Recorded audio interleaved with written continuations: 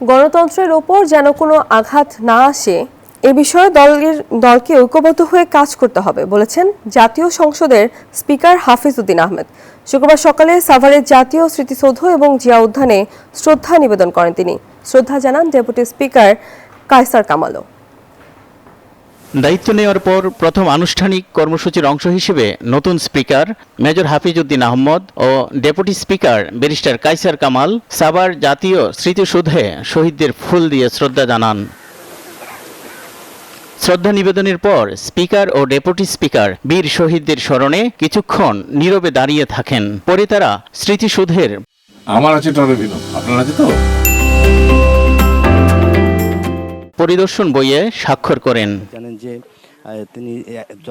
এরপর শেরেবাংলা নগরে শহীদ রাষ্ট্রপতি জিয়াউর রহমান ও সাবেক প্রধানমন্ত্রী বেগম খালেদা জিয়ার সমাধিতে শ্রদ্ধা জানান তারা।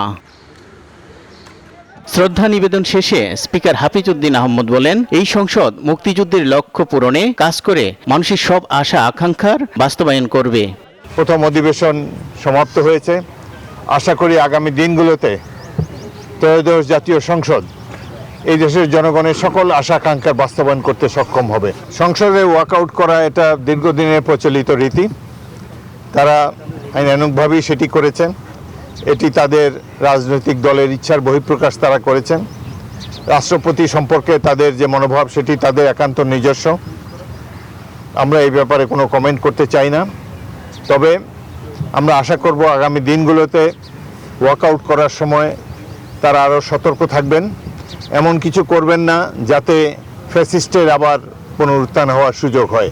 জুলাই সনদ নিয়ে অহেতুক বিতর্ক তৈরি করা হয়েছে, যা কার্যকর সংসদ গঠনের অন্যতম চ্যালেঞ্জ বলে মনে করেন নতুন স্পিকার।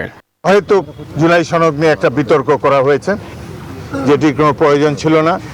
জনগণের নির্বাচিত প্রতিনিধিরা সংখ্যাগরিষ্ঠতার ভিত্তিতে যে ডিসিশন নেবে সেটাই সবার মান্য করা উচিত। গণতন্ত্রের স্বার্থে সব রাজনৈতিক দলকে ঐক্যবদ্ধভাবে কাজ করে সংসদকে প্রাণবন্ত করার আহ্বান জানান স্পিকার হাফিজ উদ্দিন আহমদ। গণতন্ত্র যাতে আর ব্যাহত না হয়, গণতন্ত্রের প্রতি কোনো ধরনের আঘাত যাতে আর না আসে, সেজন্য আমরা সকল রাজনৈতিক দল মিলে ঐক্যবদ্ধ থাকব। মোহাম্মদ কবির, নিউজ 24, ঢাকা।